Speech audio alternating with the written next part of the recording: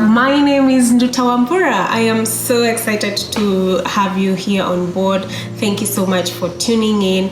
I have been meaning to do this for quite a long time now, and finally we are here, and I'm so excited to have you on board. I just want to thank you so much for sending in your feedback from my blog, which is www.ask-thenutritionist.com. I also want to thank you for your social media messages, as well as feedback from TV, newspaper, magazines, journals, and all the content that I have been able to create over the last 6 years. It's been a great time coming, and it's about time to expand. I wouldn't even have expanded without your feedback, so I want to thank you for that.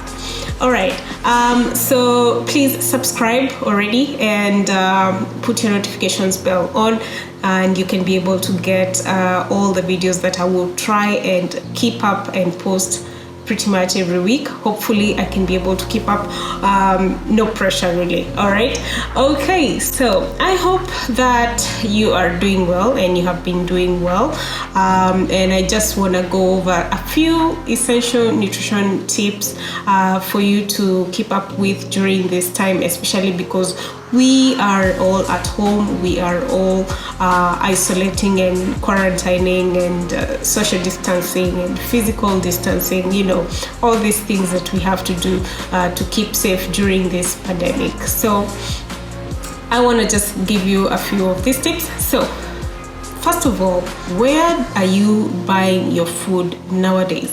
I know you might be visiting your local grocery shop, or maybe your supermarket, or maybe you're doing an online delivery service. Depending on where you're buying your food, the highest percentage that you need to be buying would be the perishables. The perishables, or rather the less processed foods, in other words, would be located on the peripheries of the supermarket as opposed to the aisles of the supermarket. So where do you find yourself going most? Do you go to the peripheries, or do you go to the aisles, or which one do you prefer? So one of the changes that you might want to make is to choose food groups from these peripheries. So this would include vegetables, fruits, would have grains, where you can get your protein from would be the beans, the peas, the chickpeas, and so on and so forth, as opposed to getting your processed food from the aisle, whereby you would have the pasta, you would have the white flour, the white rice, the cornflakes, and so on and so forth. I've been a victim, I know, so don't worry about it. So if you want to make a change, that would be a great place to start. Ensure that the highest percentage of the food that you buy, whether you order online or from your local grocery or from your market or from your supermarket, that the highest percentage that you have would be perishable items. And most of these ones would be from plants. So that's the reason why this would be a great place to start. Okay, so once you've bought these items, I know you also wonder, so you have all these items and you want to make a few changes in your household. Maybe you want to involve your kids, and you're wondering how to keep it interesting in terms of getting the right types of foods and a variety for that matter. So one thing that you guys can do in the household is write down every single thing that you've been consuming for at least 1 week. So depending on maybe whether you're trying to maintain a certain disease condition or a certain non-communicable disease such as diabetes, you might want to write pretty much everything that you've been consuming, and consider the needs of each and every individual in the household. It could be that you're also alone, so that's okay. You can also document everything that you have been consuming, and then from there, make a plan. Make a meal plan.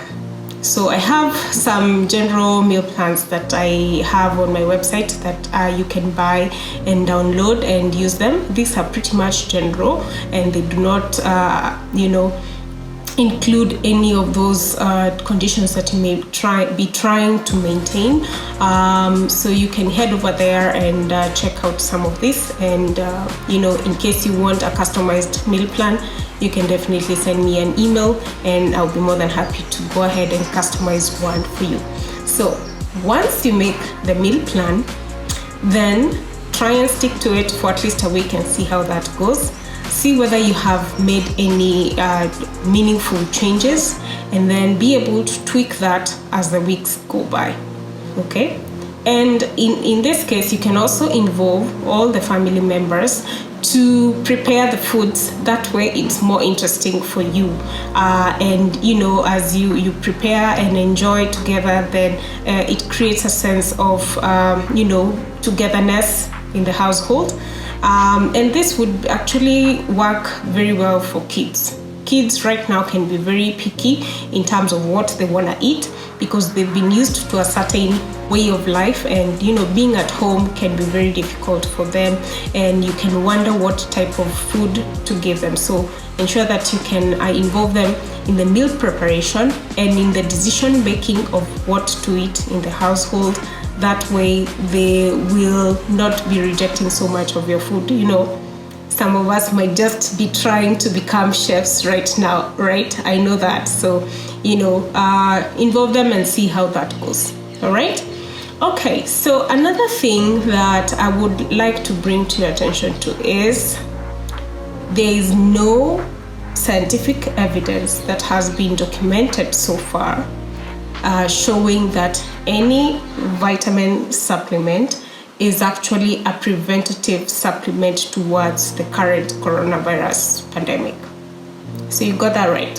So I've heard and seen so many people saying, oh, I have to take vitamin D, I have to take vitamin C, I have to start taking A, B, C, and D concoction to prevent myself from getting coronavirus.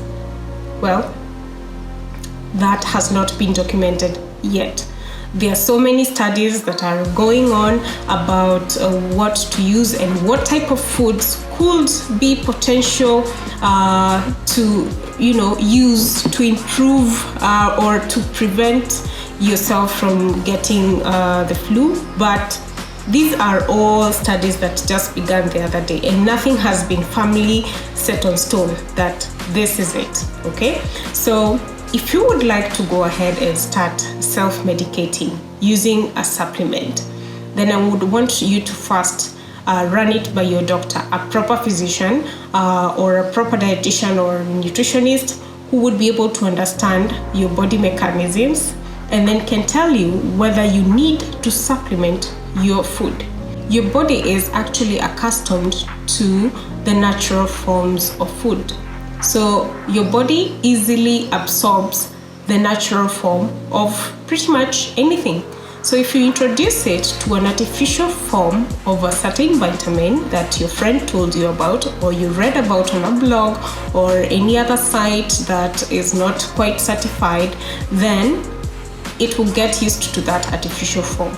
And eventually what happens is it will start rejecting the natural form of that particular vitamin that you're trying to supplement. So be very careful about that. I would obviously go ahead and recommend something like omega-3 or omega-6 to try and help and improve your immunity if your immunity is actually low. But ideally, I would not go for just any other supplement without having to see whether there are any other underlying conditions, whether you have any deficiencies, whether you have any other non-communicable diseases that you need to take care of. So make sure that you get your information from the right sources. Okay? All right. So one other thing that I want to bring to your attention to is obviously the fact that this would be a great time to maybe lose that weight or maybe gain that weight that you've been trying to over the last years. Gaining weight could be easy. For some, it could be easy. For others, it's not that easy. So it's quite a complex subject, and that is a subject that we will definitely cover in one of our videos, and just go over all the controversies and all the things that people think should work and they don't work. Okay, so we're gonna cover that in a different video, but I want to bring to your attention that if you want to start maybe losing weight, a good place to start is to evaluate what size of the plate that you're having for your dinner or for your lunch, and so on and so forth.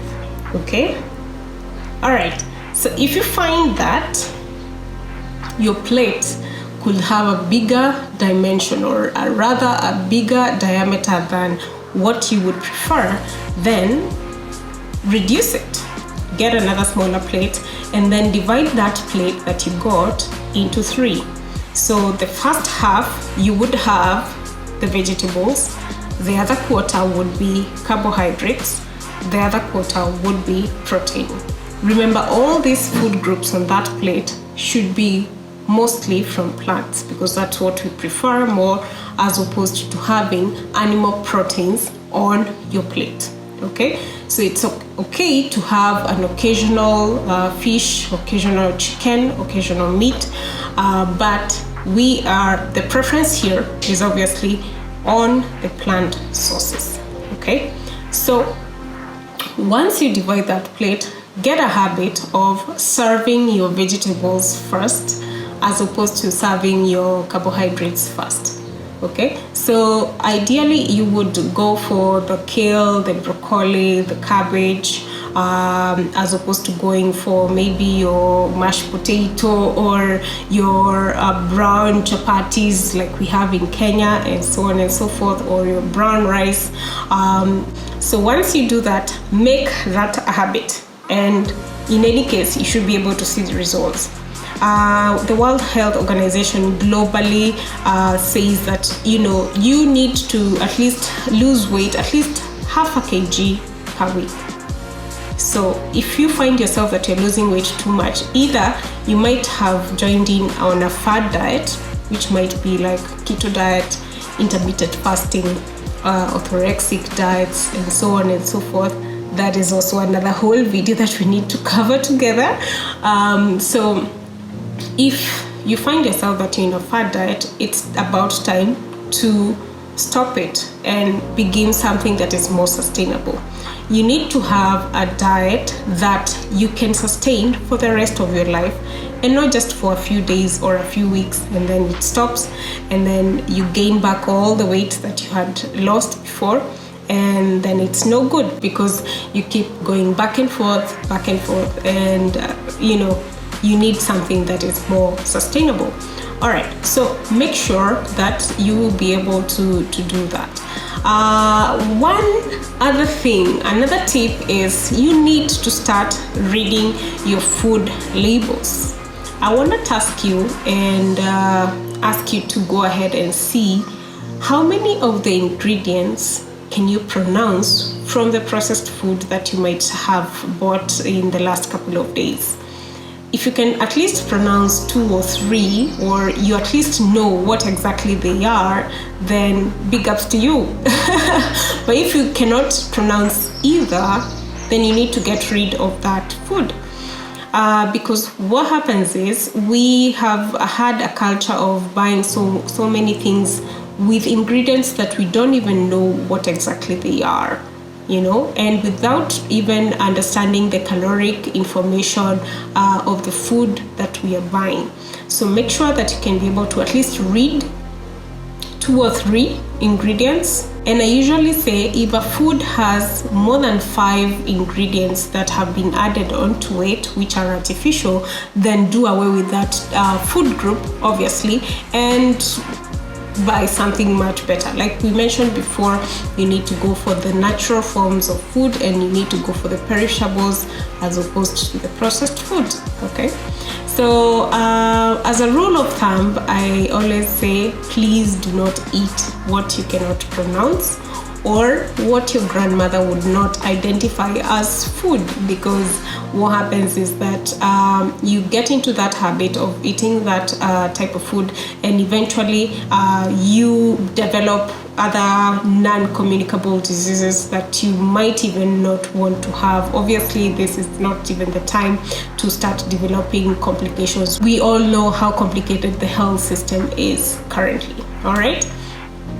Already. So now again, I would like to also point out that some food that you might buy, for instance, low-fat yogurt, might have an extra added amount of sugar. What manufacturers do is that they overcompensate on the lack of no fat in the food group by adding extra sugar. So ensure that you can read all the ingredients that are actually on your item that you bought and you prefer to eat. All right. So I want to keep it as short as it is. I don't know how long it's gonna be, but I do hope that you have enjoyed this video, and I do hope that we can keep connecting. Please send in your comments down below, and you can also send me your email on info@ask-thenutritionist.com, and I'll be more than happy to go ahead and interact with you, and let's keep on engaging. I do have a Facebook page by the name Ask the Nutritionist, and you can also follow me on my social media platforms.